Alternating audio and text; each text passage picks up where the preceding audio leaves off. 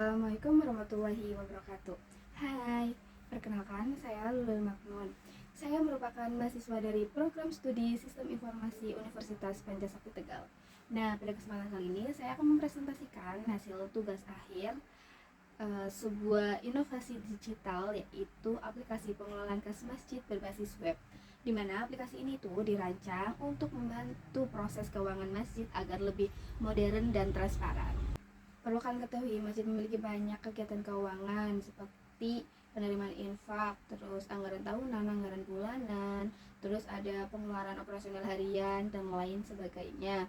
Nah, sayangnya pencatatan tersebut masih dilakukan secara manual yang rentan akan kesalahan, sulit diaudit, dan kurang transparan. Nah, aplikasi ini tuh hadir sebagai jawaban dari masalah tersebut, memberikan solusi pencatatan yang baik, rapi, aman, dan efisien.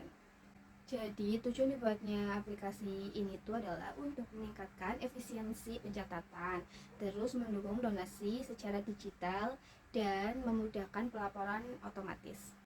Nah, untuk manfaatnya sendiri, admin dapat mencatat keuangan dengan cepat dan aman. Nah, sedangkan untuk jamaah bisa berdonasi secara online dengan mudah dan mendapat laporan yang transparan. Dan tentunya masjid menjadi lebih modern dan akuntabel. Akses hanya dapat diberikan kepada admin, bendahara, dan jamaah dengan hak terbatas. Berbasis web, yaitu sistem dapat diakses melalui Google Chrome tanpa perlu aplikasi tambahan. Fitur utama mencakup login admin, dashboard, pencatatan transaksi, donasi online, dan form saran jamaah. Jadi model sistem yang digunakan itu adalah model client server berbasis web. Untuk teknologinya mencakup frontend, ada HTML, CSS, JavaScript. Nah, untuk backend-nya itu ada PHP, dan database-nya itu menggunakan MySQL, serta tambah fitur seperti PDF generator dan payment gateway untuk donasi secara online. Untuk alur kerjanya pun sangat sederhana, yaitu admin login, terus input transaksi, dan sistem itu secara otomatis menghitung transaksi tersebut, terus tampil di dashboard dan siap dicetak. Untuk fitur tambahnya itu ada dua. Yang pertama ada donasi secara online, di mana donasi ini tuh bisa dilakukan secara online, bisa dilakukan dimanapun, kapanpun, sesuai dengan keinginan jamaah. Nah, fitur ini tuh mempermudah jamaah dalam melakukan donasi secara online tanpa harus datang langsung ke tempat. Nah, untuk fitur yang kedua itu ada saran from jamaah, di mana jamaah ini dapat memberikan saran kepada marbot atau kepada admin untuk memperbaiki kayak kesalahan atau memperbaiki kerusakan yang ada pada masjid gitu. Selanjutnya yaitu diagram sistem. Nah, yang pertama itu ada diagram use case, di mana diagram ini tuh menggambarkan peran dua faktor utama dalam sistem, yaitu admin dan jamaah. Nah, di mana admin itu dapat melakukan login, terus mengelola pemasukan, mengelola pengeluaran, terus mengubah password, terus mengunduh atau kirim laporan keuangan. Nah, sedangkan jamaah itu memiliki akses payment gateway, terus ada mengirim saran dan melakukan donasi secara online.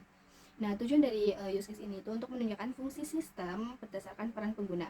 Ya, untuk yang kedua itu ada diagram activity. Jadi, diagram ini tuh menggambarkan alur kerja sistem untuk masing-masing aktor, di mana admin itu bisa melakukan login, terus kelola data keuangan, dan buat laporan. Sedangkan jamaah itu bisa login, terus melakukan donasi online, payment gateway, dan mengirim saran. Nah, diagram ini tuh menekankan bahwa setiap proses dirancang agar mudah diakses dan efisien bagi kedua aktor. Untuk yang ketiga yaitu ada diagram sequence atau urutan proses. Nah, diagram sequence ini menunjukkan urutan interaksi antar komponen dalam sistem. Pertama, pengguna login ke sistem, kemudian memasukkan data transaksi seperti pemasukan dan pengeluaran. Nah, secara otomatis sistem akan mencatat transaksi tersebut dan mengirimkan notifikasi. Data transaksi ini akan diolah menjadi laporan yang nantinya dapat diakses atau dikirimkan ke pengguna.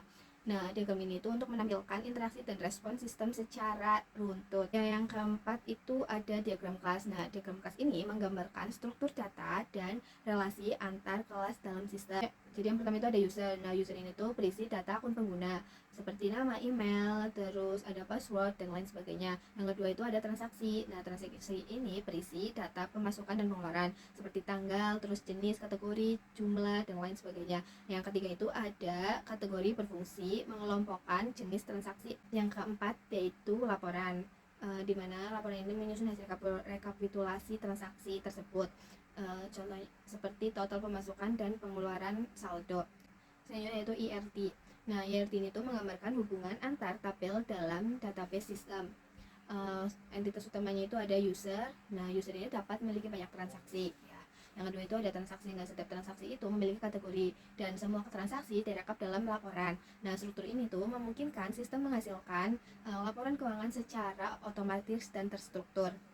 Selanjutnya yaitu analisis sistem. Sistem dikembangkan dengan memenuhi kebutuhan fungsional dan non-fungsional. Kebutuhan fungsional meliputi login, input transaksi, laporan otomatis, dan hingga fitur donasi. Nah, sedangkan non-fungsional itu cepat. Selanjutnya yaitu strategi pengujian. Nah, sistem diuji dengan 3 metode. Yang pertama white box.